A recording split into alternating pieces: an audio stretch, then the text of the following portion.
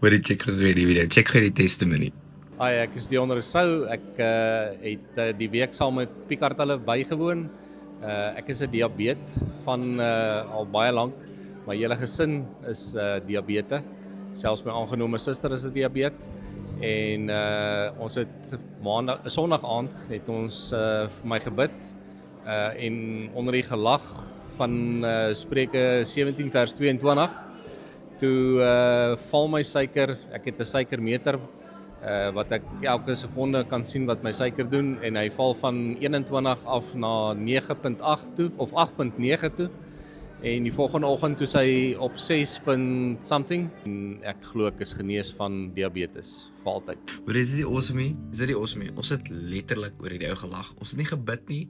Ons het niks gesê nie voordat ons gebid het. Toe sê ek Spreuke 17:22 sê dat lag genesing bring in jou liggaam, siel en jou gees, maar bedrukte gees verbrokkel jou been. En ek wil vandag vir jou sê, as jy net bietjie meer lag, dan sal bietjie meer krag. Nehemia 8:10 sê die vreugde van die Here is jou krag. En vandag wil ek hier moet gaan staan, vat daai siekte, kyk hom in die oë en lag jou maag leeg. As jy nie weet hoe nie, dan begin jy hi ha tot jy lekker lag. Maak jy seker dat jy jou lag in kan kry. Maar ek wil nie vir jou bid.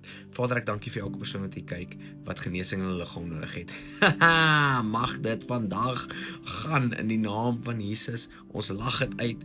Jesus, ons dankie dat deur u wonde reeds genesing plaasgevind het en dankie vir 'n getuienis van diabetes wat gegaan het. Vir elke diabetes wat nou vandag hier luister of kyk, in die naam van Jesus, verklaar ek net genesing oor jou. Mag jy God se goedheid en guns ervaar en sy totale genesing van jou kop tot by die sole van jou voete in Jesus se naam.